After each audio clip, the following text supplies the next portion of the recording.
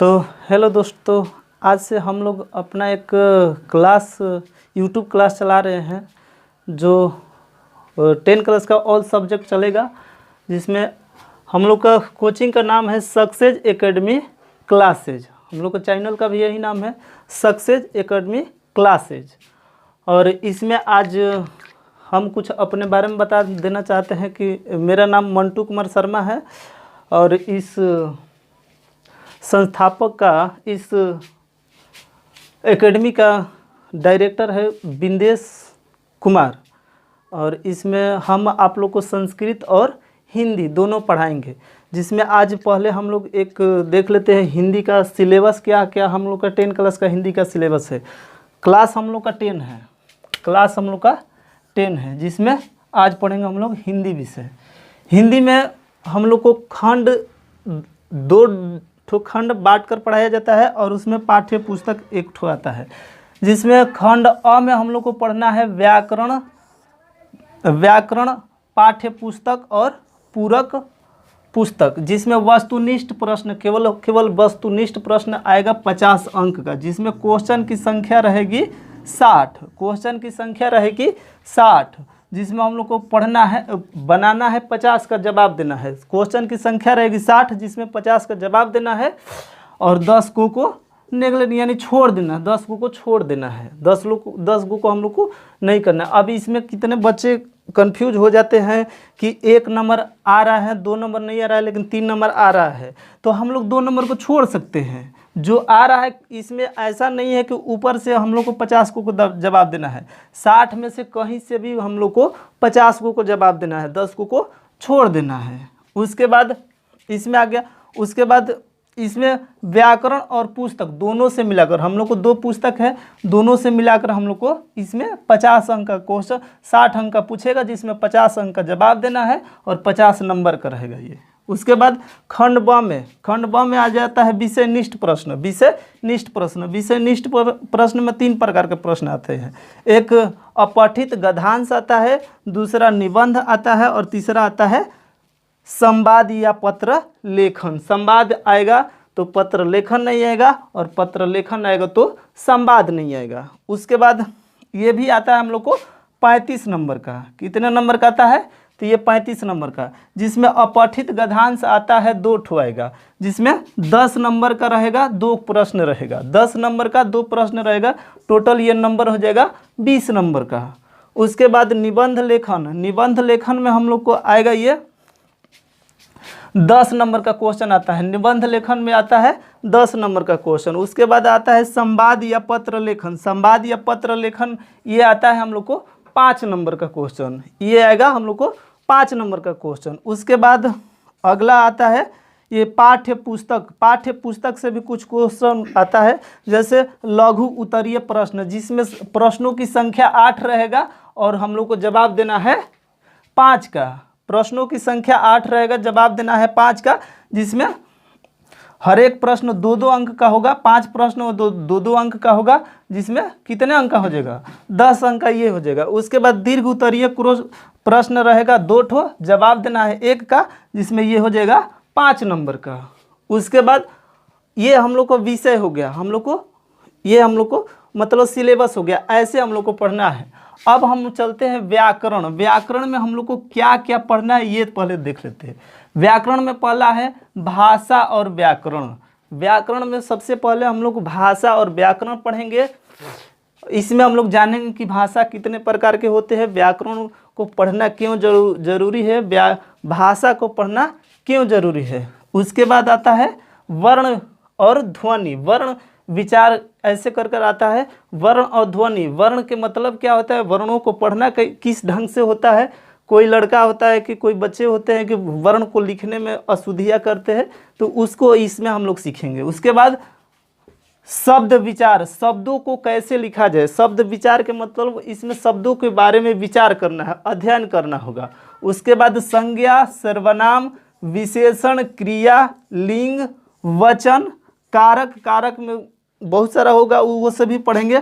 अव्यय, ये काल है, कारक नहीं, काल में मतलब टोटल पढ़ेंगे, तीनों काल पढ़ेंगे। उसके बाद अव्यय के बाद ये कारक, संधि समास, उपसर्ग, प्रत्यय, वाक्य विचार, उसके बाद श्रुति भिन्नार्थक शब्द, विलोम शब्द, पर्यायवाची शब्द, उसके बाद अनेक शब्दों के बदले एक शब्द, मुहावरे, अपठित गद्यांश, निबंध, पत्र लेखन, संक्षेपण। यही हम लोग को सिलेबस है और व्याकरण में इतना ही हम लोग को पढ़ना है और इसको विधिवत ढंग से हम लोग को पढ़ाया जाएगा। व्याकरण से शुरू करते हैं। व्याकरण में हम लोग सबसे पहले पढ़ना है भाषा, हिंदी भाषा यही पढ़ना है। सबसे पहले हम लोग समझते हैं कि हिंदी होता क्या है। सबसे पहले यही समझ लेते हैं। हिंदी हम लोग का ये हिंदी को देवनागरी भाषा कहा जाता है। क्यों देवनागरी भाषा कहा जाता है? कि देवताओं के द्वारा बोले गए भाषा को देवनागरी भाषा कहा जाता है। हिंदी को स्पेशली हिंदी भाषा को देवनागरी भाषा कहा जाता है। और व्याकरण के माध्यम से हम लोग हिंदी भाषा को पढ़ेंगे। हिंदी भाषा के मतलब होता क्या है? कि भाषा का मतलब यही होता है कि हम अपने भावनाओं को जिस माध्यम द्वारा किसी के सामने प्रकट कर सकते हैं वही हम लोग को क्या कहलाता है? भाषा कहलाता है। जैसे कि हम कभी किसी दुकान पर गए तो कोई सामान लेने के लिए हम अपने मुंह का प्रयोग करते हैं ना, कि मतलब हमें ये सामान चाहिए, बिस्किट चाहिए, तो दुकानदार से बोलते हैं कि हमें अंकल जी ये मतलब एक बिस्किट दे दीजिए। वो बोलते हैं तो उस समय बोलकर हम लोग अपने भावनाओं को प्रकट किए ना कि हमें ये सामान चाहिए, तो वही भाषा होता है। कोई होता है कि मतलब बहुत सारे सामान लेना होता है तो याद नहीं रहता है, तो एक लिस्ट बनाया जाता है, तो उस लिस्ट में हम लोग को बताया, उस लिस्ट में टोटल लिख लिया जाता है और उस लिस्ट को दे दिया जाता है दुकानदार को कि हमें ये सामान दे दीजिए, तो वो भी एक भाषा होता है। और कभी कभार ऐसे होता है कि मतलब कहीं हम गए और दुकाने पर गए हैं और कोई वस्तु हमारे सामने दिख रहा है और उसे हम लोग जानते नहीं है कि इसे हम लोग उसका नाम क्या है, उसका नाम वो नहीं जानता है, तो वो कैसे मांगेगा?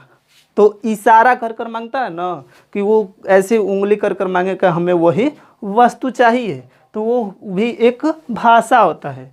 तो भाषा का परिभाषा होता है, हिंदी भाषा का परिभाषा होता है कि मनुष्य अपनी भावनाओं को जिस माध्यम द्वारा प्रकट करता है तो उसे हम हिंदी भाषा कहते हैं, उसे हम हिंदी भाषा कहते हैं।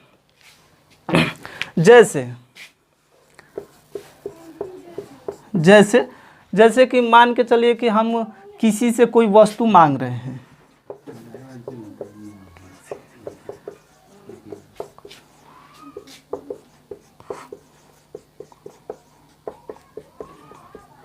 किसी से कोई वस्तु को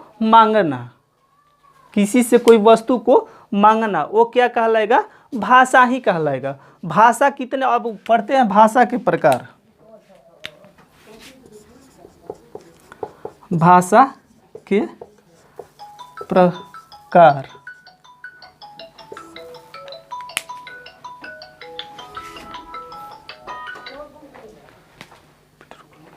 वीडियो कॉन्टेंट चला ना, कुछ बोल रोकल नहीं है। सुनील फोन करता।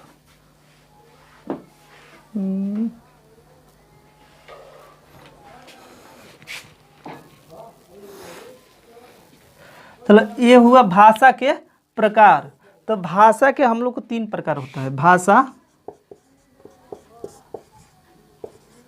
3 प्रकार के होते हैं।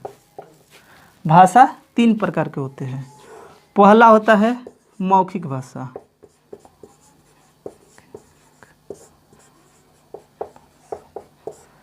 दूसरा होता है लिखित भाषा,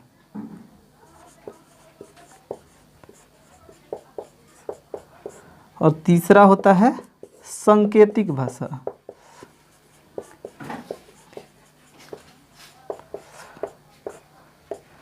तीसरा होता है सांकेतिक भाषा। चलिए हम लोग समझ लेते हैं मौखिक भाषा। मौखिक भाषा का डिफिनेशन भी समझेंगे। मौखिक भाषा का परिभाषा ये होता है कि मुख द्वारा बोले गए भाषा को हम लोग मौखिक भाषा कहते हैं। इसका परिभाषा होता है कि मनुष्य अपनी भावनाओं को मुख द्वारा प्रकट करता है तो उसे हम मौखिक भाषा कहते हैं। जैसे कि इसको कह दिया जाएगा कि किसी व्यक्ति से किसी वस्तु को मुख द्वारा बोलकर मांगना, वो क्या कहलाएगा? मौखिक भाषा। दूसरा होता है लिखित भाषा। लिखित भाषा का मतलब होता है कि मनुष्य अपनी भावनाओं को लिखकर प्रकट करता है, तो उसे हम लोग कहते हैं लिखित भाषा। और तीसरा होता है सांकेतिक भाषा। जैसे कि अब इसका परिभाषा होता है कि मनुष्य अपनी भावनाओं को संकेत के द्वारा प्रकट करता है, तो उसे सांकेतिक भाषा कहते हैं। जैसे कि मौखिक भाषा को तो सब लोग प्रयोग कर सकते हैं, सिवाय जो बोल नहीं पाता है उसके, मतलब जो बोल नहीं पाएगा वो इस भाषा को प्रयोग नहीं कर सकता है। लेकिन लिखित भाषा को कौन कौन प्रयोग कर सकते हैं? इस लिखित भाषा को पढ़े लिखे व्यक्ति ही प्रयोग कर सकते हैं, जो पढ़े लिखे नहीं होंगे वो नहीं कर सकते हैं। और सांकेतिक भाषा को सभी लोग प्रयोग कर सकते हैं, पढ़े लिखे लोग भी, मतलब बोलने वाले लोग भी और नहीं बोलने वाले लोग भी। तो इस भाषा को हम लोग प्रयोग कर सकते हैं। तो इस तरह से हम लोग इस भाषा को पढ़ते हैं, और इसका मतलब और होता है तो आगे चलकर हम लोग पढ़ेंगे। एक और इसके सिवा एक और नया भाषा का प्रयोग होता है। जैसे कि कोई कह दिया जाएगा, एक वाक्य लिखते हैं कि मेरे मोबाइल में टावर नहीं है। मेरे मोबाइल में टावर नहीं है। अगर इस वाक्य को कोई बोलता है तो उससे पूछा जाएगा कि ये कौन सी भाषा है, तो वो क्या बता सकता है इसमें? जबकि हिंदी, मेरे क्या है? हिंदी है। मोबाइल क्या है? अंग्रेजी शब्द है। टावर भी अंग्रेजी शब्द है, बाकी सब हिंदी शब्द है। तो इस भाषा को हम लोग क्या बोल सकते हैं? इस भाषा को हम लोग क्या बोल सकते हैं इसमें जब दोनों मिक्स किया गया है? तो इस भाषा के एक अलग नाम होता है, इस भाषा के एक अलग नाम होता है हिंग्लिश। इस भाषा का एक नाम होता है हिंग्लिश। इस भाषा का एक नाम होता है हिंग्लिश। जब भी एक ही भाषा में हिंदी और एक ही वाक्य में हिंदी और अंग्रेजी दोनों को मिलाकर जब बोला जाएगा तो उस भाषा को हम लोग क्या कहेंगे? हिंग्लिश भाषा कह सकते हैं। उस भाषा को हमेशा हम लोग क्या कह सकते हैं? हिंग्लिश भाषा कहते हैं। जैसे कि मोबाइल का हिंदी क्या होता है? मोबाइल का हिंदी होता है कि दूरसंचार यंत्र। टावर का हिंदी होता है मीनार।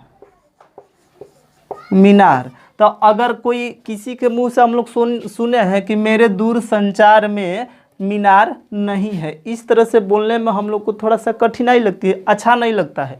तो इसलिए डायरेक्ट हम लोग बोलते हैं कि मेरे मोबाइल में टावर नहीं है। तो उसी हम इस भाषा को, उस वाक्य को बोलने के लिए हम लोग हिंग्लिश भाषा का प्रयोग करते हैं। तो आज के लिए इतना ही रहने दिया जाता है, आगे अगला क्लास में।